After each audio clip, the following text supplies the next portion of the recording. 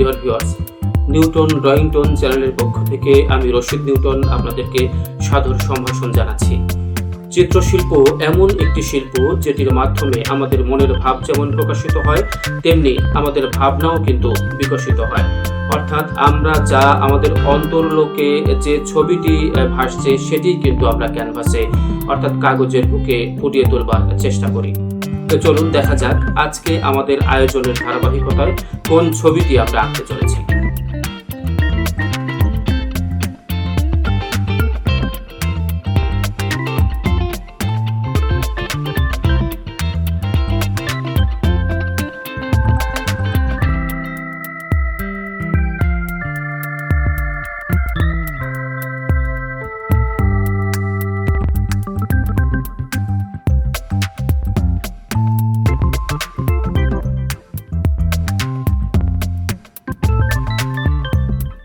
ছবি আঁকার কিন্তু কিছু নিয়ম কানুন রয়েছে। অর্থাৎ যারা জাত শিল্পী তারা কিন্তু আসলে তাদের ভেতরের প্রতিবিম্বটাকে কাগজে ফুটিয়ে তোলার চেষ্টা করে, তাতে একটি সুন্দর ছবি হয়ে যায়।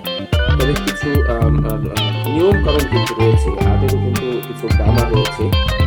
আমরা যেমন ছোটবেলায় অ আ ক খ শিখে কিন্তু আমরা পড়তে শিখেছি, লিখতে শিখেছি, আর্টেরও তেমন কিছু নিয়ম কানুন রয়েছে।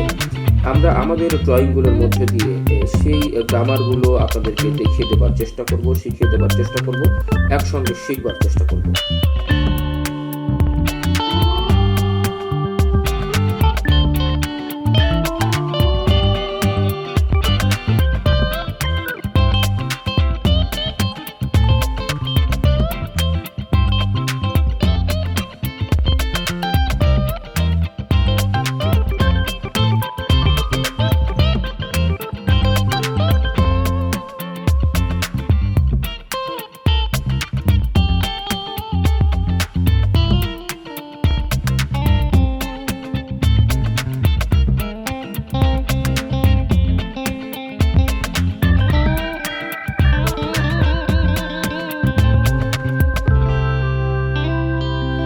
ডিয়ার ভিউয়ার্স, ড্রয়িং এমন একটি শিল্প, অর্থাৎ চিত্রাঙ্কন এমন একটি শিল্প যার মাধ্যমে আমাদের প্রতিভা যেমন বিকশিত হয়, প্রকাশিত হয়, তেমনি আমাদের ভেতরের যে একটি আকুতি, অর্থাৎ মুখের ভাষা ব্যবহার না করেও পেন্সিল, পেন বা রং তুলিতে যে মনের ভাব ব্যক্ত করা যায়, এটি কিন্তু ড্রয়িংয়ের একটি অন্যতম বৈশিষ্ট্য।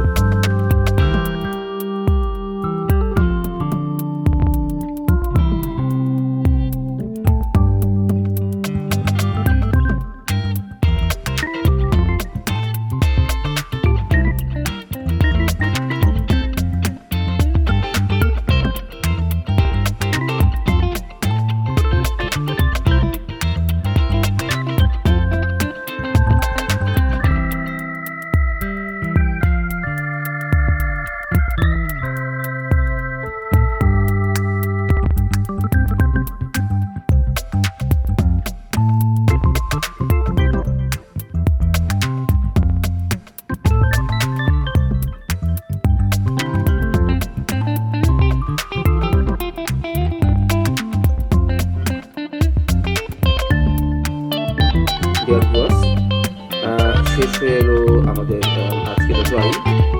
আপনারা দেখতে পেয়েছেন যে ছবিটি আমি এতক্ষণ ধরে আঁকার চেষ্টা করছিলাম সেটি কিছুটা কিন্তু শেপে নিয়ে আসতে পেরেছি। অর্থাৎ নিশ্চয়ই আপনারা বুঝতে পারছেন যে স্টেপ বাই স্টেপ একটি নিয়মতান্ত্রিক ধারাবাহিকতার মধ্য দিয়ে কিন্তু আমরা এই ছবিটি, এই ড্রয়িংটি বা এই চিত্রটি কিন্তু শেষ করবার চেষ্টা করলাম।